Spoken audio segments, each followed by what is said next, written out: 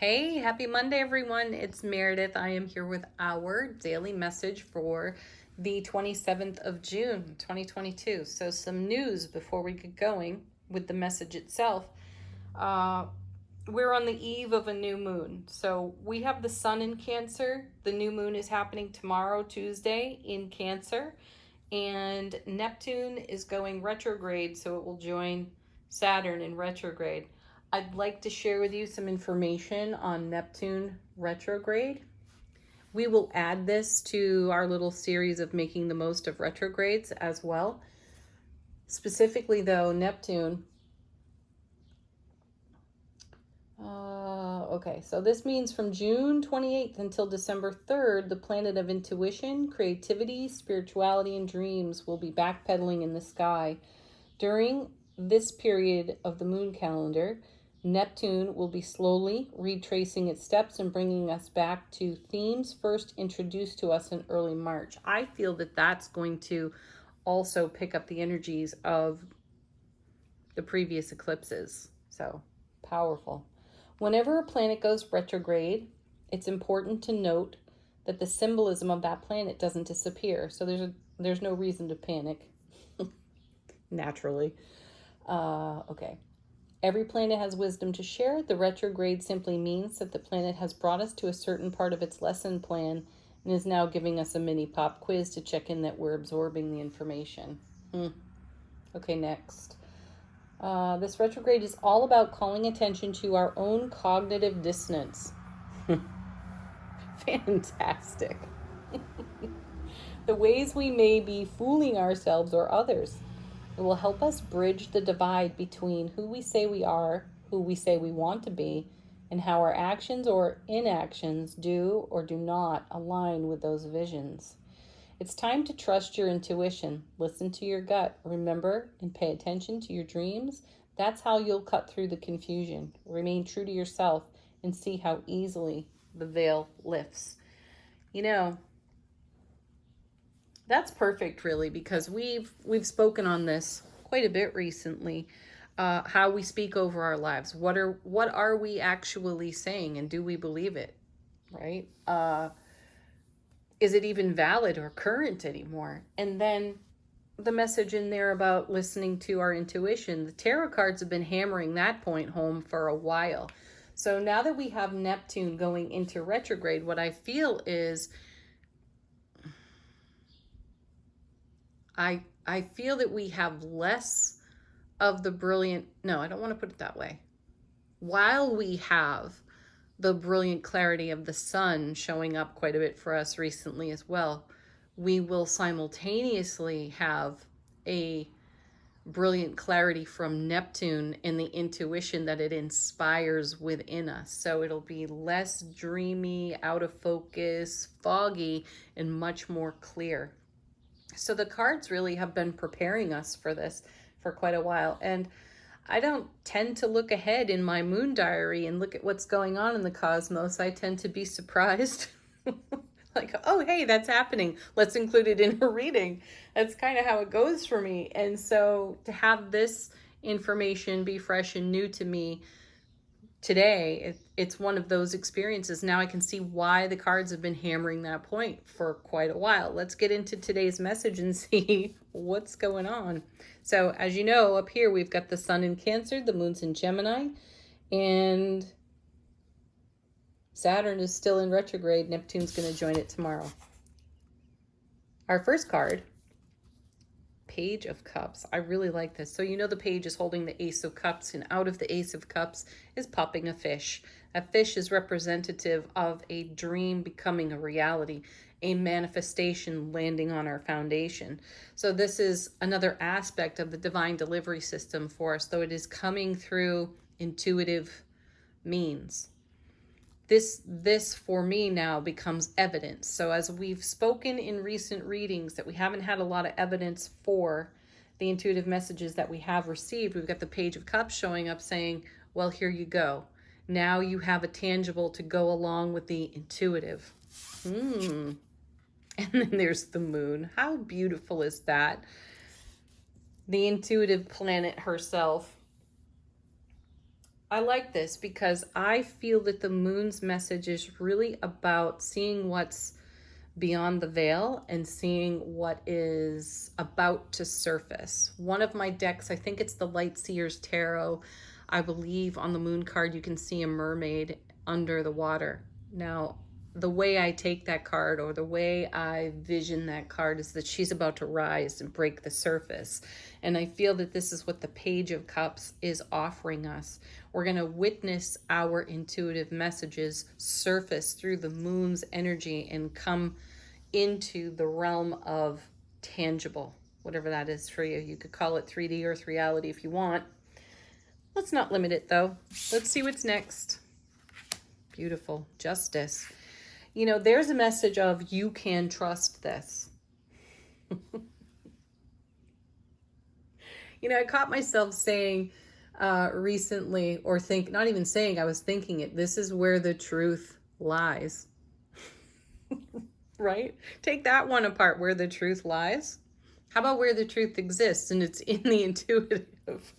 I had the opportunity recently sharing an afternoon with a friend of mine, and we had the tarot cards out, of course, and we were reading our cards for one another, and Justice showed up with the High Priestess and the Queen of Cups for me. And that's where this thought came from. This is where the truth is. This is where the truth lies. And I'm like, how can the truth lie? And here's Justice. And the truth can lie in the way that we speak, Neptune message, over our life. What are we saying? What are we projecting? What are we broadcasting? Let's be really present with our thoughts. This is why we get so many messages about the vulture thought and how the ego kind of chatters and yammers away and can slowly erode what we feel is true in our own heart center. And so here's Justice. So Justice is saying to us, trust this tangible that's breaking through the veil, surfacing through the clarity of the moon. It's not happening in the brilliant clarity of the sun. It's happening through the moon's silvery light, a different perspective altogether. And there's Justice saying you can trust this. So trust yourself. And then we have the Page of Wands. Beautiful. I like this because, you know, these pages tell us that we're in new territory. We've arrived upon a new shore, or landed on that horizon we were staring at just a little while ago. So here's the Page of Wands holding the Ace of Wands. There's all that inspiration, passion, fire, creativity, and enthusiasm. And I love that we're showing up in this energy, because that's how we're going to be met. So we may find ourselves in new territory, and we have to then lean into the depth and the breadth of our inner knowing and our, you know, all of our experience, like the Emperor would. Bring your experience and remain, you know, in wide-eyed wonder to the new now. Oh, beautiful. And then there's the Lovers. Make the choice. Choose to follow your heart. This is the Archangel Raphael on this card, I believe. If I recall correctly, Raphael is one of the loving, healing energies showing up in the reading for us. And this card is about choosing the harmony, which we've got balance here with Justice, balance and harmony with Justice. And I feel a balance and a harmony within Divine Feminine, Divine Masculine. This is a message that's been popping up for us quite a bit lately too. So I feel that we land on this new horizon in a unique cosmic alignment with fresh, you know, wide-eyed wonder and the enthusiasm to choose differently for ourselves here. Beautiful. Let's see what's on the bottom of the deck. Ooh, look at this. First one out is the Sun. Excellent. So now we have the Sun and the Moon. This is one of the happiest cards in tarot, and you know it. And I feel that the happiness comes out of staying true to your inner knowing, your intuitive sensitivity. So when you've had to take so much on faith because you've had no evidence, and now you're seeing evidence pop through the veil here on the Page of Cups, and then the sun shows up along with the moon, we're pulling in that eclipse energy that I spoke about when reading on Neptune retrograde. So what was once an illusion or once was a foggy vision is becoming very clear to us, and we can trust that clarity here and bring our enthusiasm to our heart-centered choices. And boy, do we have choices, because here is the Seven of Cups. What an interesting card to come off the bottom of the deck in this unique cosmic experience. And I feel here that our choices are unlimited. We can go in any direction as we're following our heart energy, staying true to our heart energy. Sevens are all about bringing heaven to earth, and that's what's happening here in the Page of Cups. We're having a heaven on earth life experience, and it opens a whole lot of doors of opportunity for us. And one of the readers that I listened to on YouTube has said this is a card that's all about the universe bringing you a truckload of abundance. Ace of Cups to the power of 7 there. And then we have Six of Pentacles. Yes, what you give, you get. So this is reciprocity here, and this is the universe meeting us right here on that Page of Wands. As we show up in our enthusiasm, full of ambition and wide-eyed wonder and awe, the universe says, yeah, I'll meet you right there. Where do you want to go next? Oh, look, choices. Into the Two of Swords. I want to think about this a bit. This is a great card. I do love the Two of Swords, and it is really about taking the moments to listen to yourself, to maybe turn down the static of the outer world, turn down the static of distraction, and truly listen to your heart voice. What's your heart space saying? This is how we make the choices that are before us presently. Oh, goodness. Look at this, Queen of Pentacles. What are we making of these choices? So the Queen of Pentacles, like the King, I love this. So here's the divine feminine aspect of the suit of Pentacles, the mother of the material. Yet another confirmation for us that we are making something wonderful of our intuitive perceptions at this time. She holds the Ace of Coins, and this is a doorway of opportunity for us. So this message continues to be confirmed. Lots of opportunity on offer to us in this cosmic atmosphere, and we can go in any direction and make the very most of everything, Seven of Cups, that's on offer to us. Our choices are only limited if we limit them. So Ten of Swords, and then I'm going to stop with this. I was going to stop with this next one. Emperor. Okay, this is it right here. And Ace of Cups. We could just do the whole deck, right? So Ten of Swords, yes, the fulfillment of a cycle. And we've seen a lot of the swords. We've been in preparation with swords. We've been examining our own sword thoughts, our own sword experiences. We've seen the 3, we've seen the 4, we've seen a whole lot more in the swords as well. But here it is, fulfilling on the 10, as in we are complete with a cycle of the way we think, speak, act over our lives. And we are stepping up like an emperor in the overflow of the Ace of Cups, the divine and cosmic gift of love, bliss, joy, happiness. And we are moving like an emperor into this overflow. We may still be greeting a brand new horizon where we have no experience. We are untried, untested there, but we're bringing a whole truckload of experience with us. So we've got skill, we've got talent, we've got experience, and we're going to lay it all on the new horizon. That's really beautiful. What a message. Let's do angel answers now. If you've got a question, ooh, they're already falling out of the deck. If you got a question, let these cards answer it for you. And there's let go, jumping out of the deck, landing on the floor. Let go. Let go of what you think you know. Let go of what you think you can control, because that's limiting. Go with the flow of now, the new now. Oop, on the floor again. Oh, we got a whole bunch this time. Well, 2. Ask your angels. Yeah.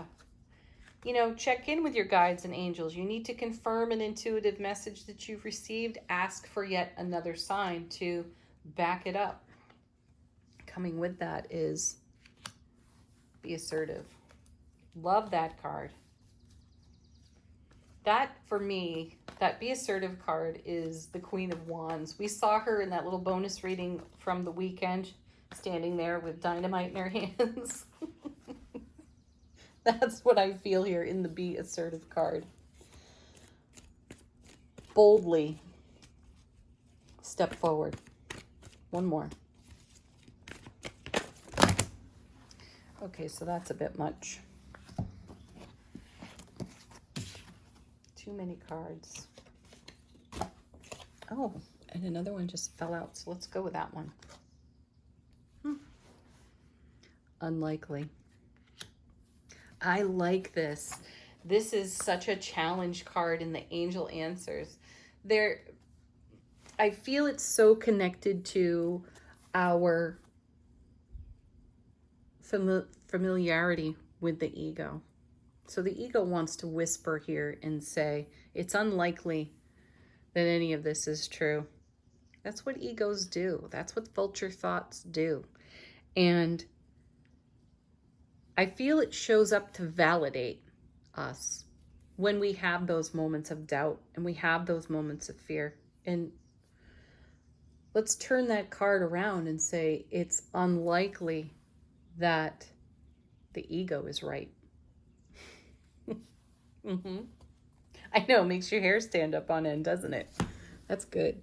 Okay.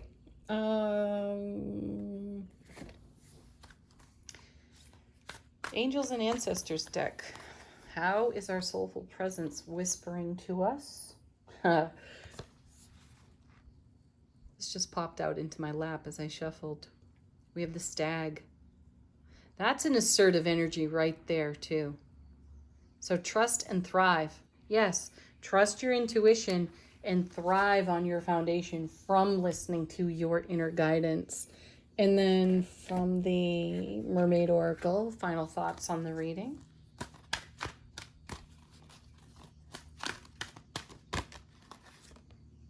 Holy moly. So, if we didn't get the point here, trust. Really, the multiverse wants us to trust ourselves, wants us to trust our heart. That's the new horizon. And some of us feel like pages in that horizon because we've allowed ourselves to be talked out of our intuitive truth and into a matrix of belief. And we're turning that around and going into a divine matrix of our own creation. And that's the horizon we've arrived at. So trust that you are there and thrive right where you stand. Have a beautiful Monday, everybody. Peace, love, joy, and happiness. Thank you so much for being here. Namaste.